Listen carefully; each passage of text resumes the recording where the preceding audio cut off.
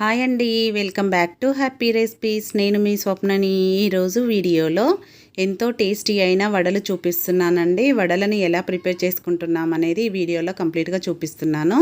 మనము ఇడ్లీ పిండితో కూడా ఇడ్లీలే కాకుండా ఇలా వడలు కూడా చేసుకోవచ్చు. చాలా టేస్టీగా కూడా ఉంటాయి.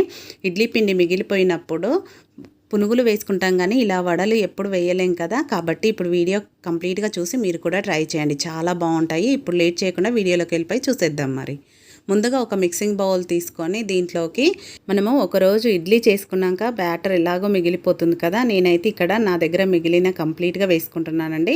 ఇది దాదాపుగా 1.5 కప్పు వరకు ఉంటుంది ఈ బ్యాటర్ అనేది.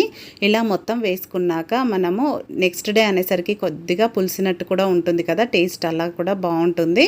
ఇప్పుడు దాంట్లోకి సన్నగా కట్ చేసిన మీడియం సైజ్ ఒక ఉల్లిపాయను వేసుకుంటున్నాను. ఉల్లిపాయ ముక్కలు ఇలా సన్నగా కట్ చేసుకోవాలి, వాటిని వేసుకుంటున్నాను. అలాగే చిన్న అల్లం ముక్క, మేమైతే ఎక్కువ తినం కాబట్టి కొంచెం వేస్తున్నాను. మీరు తినేటట్టు ఉంటే కొంచెం ఎక్కువే వేసుకోండి. మీరు తినే కారాన్ని బట్టి పచ్చిమిర్చి వేసుకోండి. అలాగే ఇక్కడ కరివేపాకు, పుదీనా వేసుకుంటున్నానండి. మీరు పుదీనా ప్లేస్లో కొత్తిమీర కూడా వేసుకోవచ్చు. కాకపోతే మనం వడలో పుదీనా వేసుకుంటాము, టేస్ట్ బాగుంటుందని నేను ఇక్కడ పుదీనా వేసాను. మీకు నచ్చకపోతే స్కిప్ చేయొచ్చండి, ఆ ప్లేస్లో కొత్తిమీర కూడా వేసుకోవచ్చు. ఇవన్నీ వేసుకొని ఒకసారి బాగా అందులో కలిసేలాగా కలుపుకోవాలి. చూడండి, ఇలా వీడియోలో చూపిస్తున్నట్టు కంప్లీట్గా కలిసేలాగా కలుపుకోవాలి.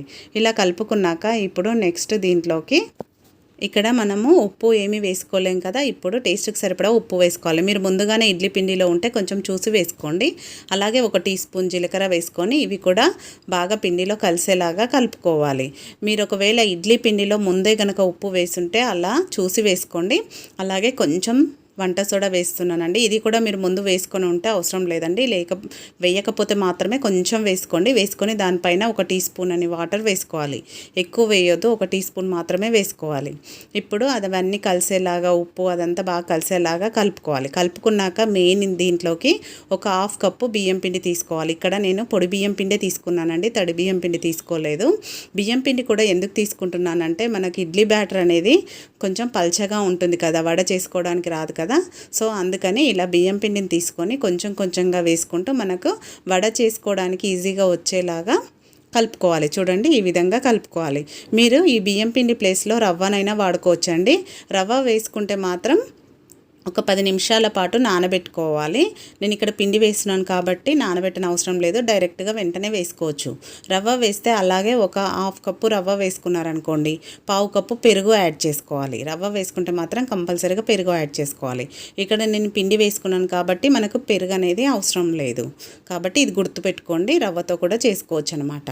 చూడండి, మనకు కన్సిస్టెన్సీ అనేది పర్ఫెక్ట్గా ఉండింది కదా. ఇప్పుడు మనం వడ చేసుకోవడానికి వస్తుందేమో ఒకసారి చూడాలి.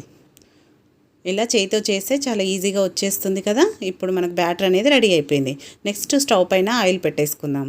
ఆయిల్ పెట్టేసుకొని ఆయిల్ కూడా బాగా హీట్ అవ్వని అవసరం లేదండి, మీడియం హీట్లోనే ఉండాలి. ఫ్లేమ్ కూడా మీడియం ఫ్లేమ్లోనే పెట్టుకోవాలి. మనకు ఆయిల్ హీట్ అయింది లేదు తెలవడానికి చిన్నగా వేస్తే ఇలా పైకి రావాలన్నమాట, నురగలాగా వస్తే పర్ఫెక్ట్గా వేడైనట్టు. మామూలుగా మనం మినపవడలు ఎలా వేసుకుంటామో అలానే వేసుకోవాలండి. నేను ఇక్కడ చేయి పైన వేసేస్తున్నాను, తడి చేసుకొని ఇలా వేసుకుంటున్నాను. కొంచెం సన్నగానే వేస్తున్నాను, మరీ లావుగా వేయట్లేదు మనం మినపవడలు వేసినట్టు. ఇలా ఒక్కొక్కటిగా చేసుకొని వేసేసుకోవడమే.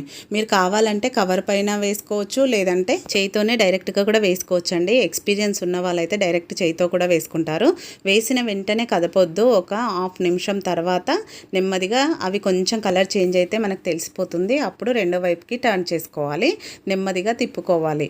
ఇవి మీడియం ఫ్లేమ్లో అయితేనే లోపల వరకు కుక్ అవుతాయండి. లో ఫ్లేమ్లో పెడితే ఆయిల్ మొత్తం పీల్చేస్తాయి. అలాగే హై ఫ్లేమ్లో పెడితే పైన ఏమో కలర్ వస్తాయి, లోపలేమో వేగవు. కాబట్టి మీడియం ఫ్లేమ్లోనే మీడియం హీట్లోనే వేసుకోవాలి. ఇలా మంచి కలర్ వచ్చాక వీటిని తీసేసి ఒక స్ట్రైనర్లోకి వేసుకొని ఇలా ఆయిల్ అంతా కంప్లీట్గా పోయినాక నెక్స్ట్ ఒక టిష్యూ పేపర్ ఉన్న ప్లేట్లోకి వేసేసుకోవడమే. ఇవి ఆయిల్ కూడా ఎక్కువ పీల్చుకోవండి, తక్కువ ఆయిల్నే పీల్చుకుంటాయి, అసలు వాటికి ఆయిల్ అనేదే ఉండదు. నేను ఇక్కడ నెక్స్ట్ టీ వడగట్టుకునే స్ట్రెయినర్ ఉంటుంది కదా, దాంతో వేస్తున్నాను. దాంతో వేయడం అయితే చాలా ఈజీ అండి. దానికి కొంచెం వాటర్ అప్లై చేసి వేసుకున్నారనుకోండి, ఆయిల్ తగులుతుందన్న భయం కూడా ఉండదు, చాలా ఈజీగా అయిపోతుంది. చూడండి, ఎంతో టేస్టీ అయిన ఇడ్లీ పిండి వడలు రెడీ అయిపోయాయి. ఇడ్లీ తిని పిల్లలకైనా ఎవరికైనా చాలా బోర్ కొడుతుందండి.